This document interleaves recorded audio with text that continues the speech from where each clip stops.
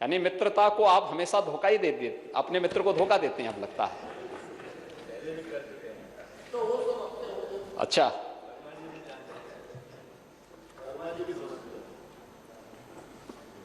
वर्मा जी बहुत सारी बातों को पेट में रखते हैं, बोलते नहीं।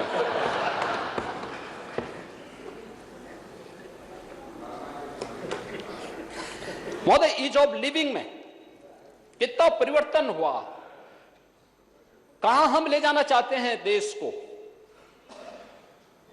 1947 से लेकर के 2014 तक अगर अटल जी के 6 वर्ष के उस कालखंड को छोड़ दें तो ईज ऑफ लिविंग के बारे में पिछली सरकारों ने देश के अंदर भी क्यों नहीं सोचा था। और मैं पूछना चाहता हूं, प्रदेश के अंदर भी क्यों नहीं सोचा, क्यों नहीं सोचा। आज तो बजट में ईज ऑफ लिविंग के बारे में चर्चा हुई है। प्रधानमंत्री जी ने लक्ष्य तय किया है 2022 तक गरीबी रेखा के नीचे जीवन यापन करने वाले, एसईसीसी की सर्वे के अंतर्गत जो भी व्यक्ति 2012 में आया है, 2022 तक हर हाल में उसको छत, सिर ढकने के लिए छत उपलब्ध कराएंगे, एक आवास उपलब्ध कराएंगे। आवास 4 वर्ष में 40 लाख लोगों को आवास मिल जाए, ये प्रदेश के अंदर हुआ है। 4 वर्ष में 1,38,00,000 लोगों को विद्युत के निःशुल्क कनेक्शन मिल जाए, ये प्रदेश के अंदर हुआ है।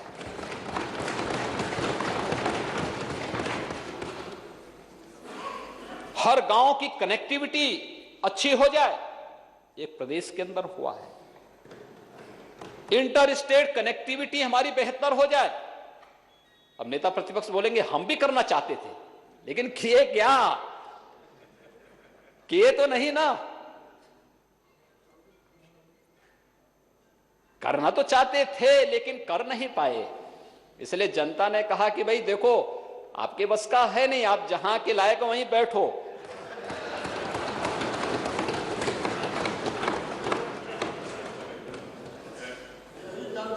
और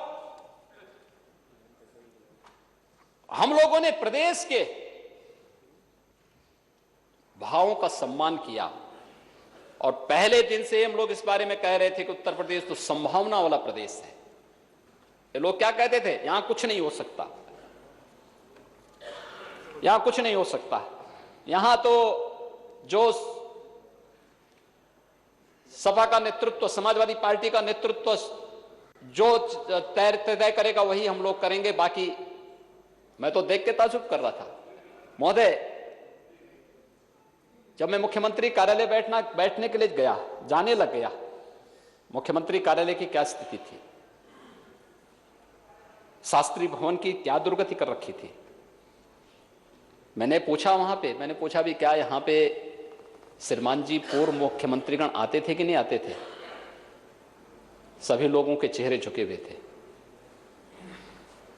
सभी लोग कुछ नहीं, मौन थे। बाद में एक सज्जन मुझे बोले कि वह तो कभी कभार। मैंने कहा कभी कभार का मतलब, कहा साल में एक आध बार। तो मैंने कहा अगर मुख्यमंत्री साल में एक बार 2 बार ही कार्यालय आएगा तो प्रदेश का बेड़ा गर्क तो होना ही होना है। और यही होता था, यही होता था। कुछ लोग तो ऐसे थे जो 10 मिनट के लिए कैबिनेट की बैठक के लिए जाते थे, बाकी गायब, बाकी गायब। और फिर सपना देखते थे बड़ा, उत्तर प्रदेश को हम यूरोप बना देंगे, उसका कोई रोड मैप नहीं। योजनाएं बनती थी स्वयं के लिए, परिवार के लिए, दायरा कभी बढ़ा नहीं पाए आप लोग, दायरा बढ़ा नहीं पाए, उस सोच से बाहर नहीं निकल पाए। आपने ठीक कहा कि समाजवादी पार्टी ने, मैं कभी कभी बहुत अच्छे महापुरुष इसमें पैदा हुए थे। आचार्य नरेंद्र देव का कौन नहीं सम्मान करता है, जयप्रकाश जी का सम्मान कौन नहीं करता है, डॉक्टर लोहिया का सम्मान कौन नहीं करता है, चंद्रशेखर। मैं गाली नहीं देता तो कल हाथरस में भी साबित हुआ है। कल सोशल मीडिया में दिन भर चल रहा था कि टोपी वाला कौन, ये हाथरस की घटना ने कल इस टोपी के बारे को इस टोपी को फिर से कटघरे में खड़ा किया है।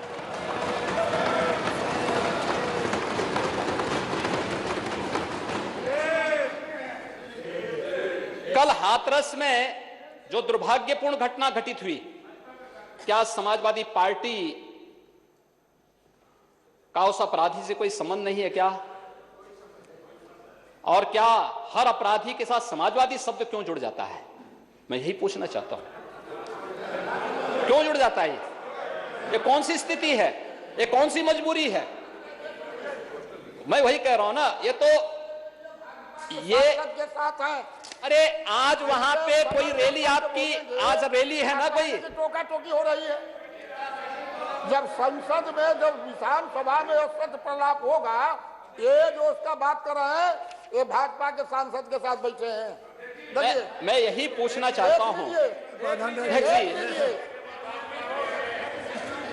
आज वहां पे समाजवादी पार्टी की एक रैली है और रैली के पोस्टर उस अपराधी के द्वारा लगाए गए हैं और समाजवादी पार्टी के नेताओं के साथ लगाए गए हैं।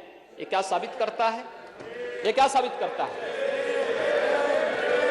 तो मैं वैसे ही नहीं बोल रहा हूं, मैंने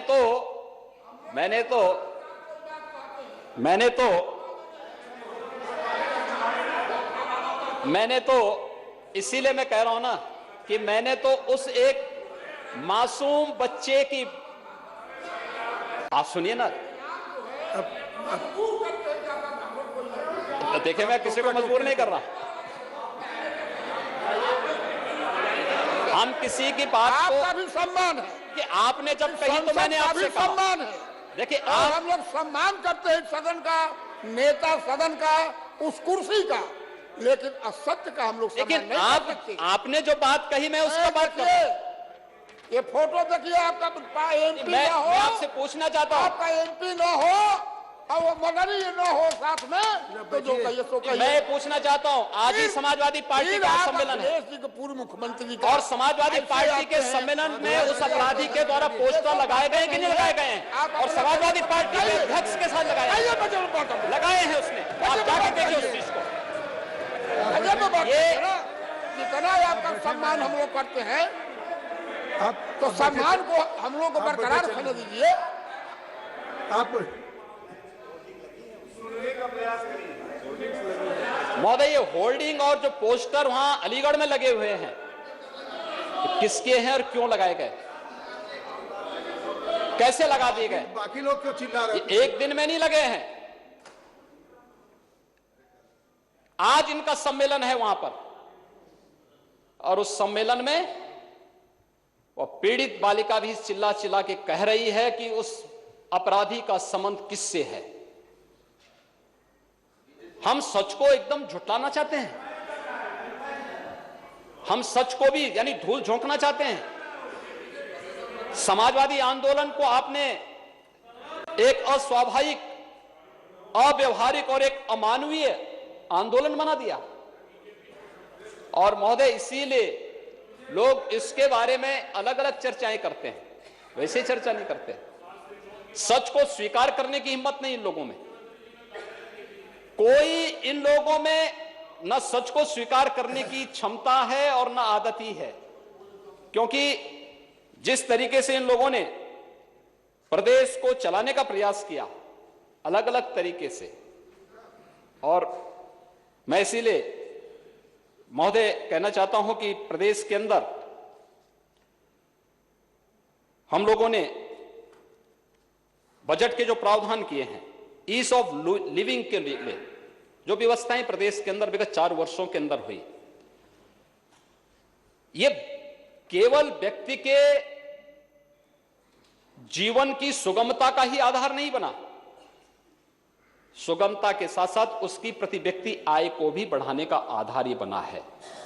आवास के माध्यम से, विद्युत के कनेक्शन के माध्यम से, या फिर उसको राशन की पोर्टेबिलिटी की सुविधा देने के माध्यम से, आयुष्मान भारत में 5 लाख रुपए की स्वास्थ्य बीमा का कवर देने के माध्यम से, या फिर किसी भी फील्ड में हो, या इंफ्रास्ट्रक्चर डेवलपमेंट को लेकर के भी हर एक व्यक्ति को आशंका थी उत्तर प्रदेश कोरोना के दौरान इतनी बड़ी संख्या में माइग्रेंट लेबर आएंगे, क्या होगा इनका?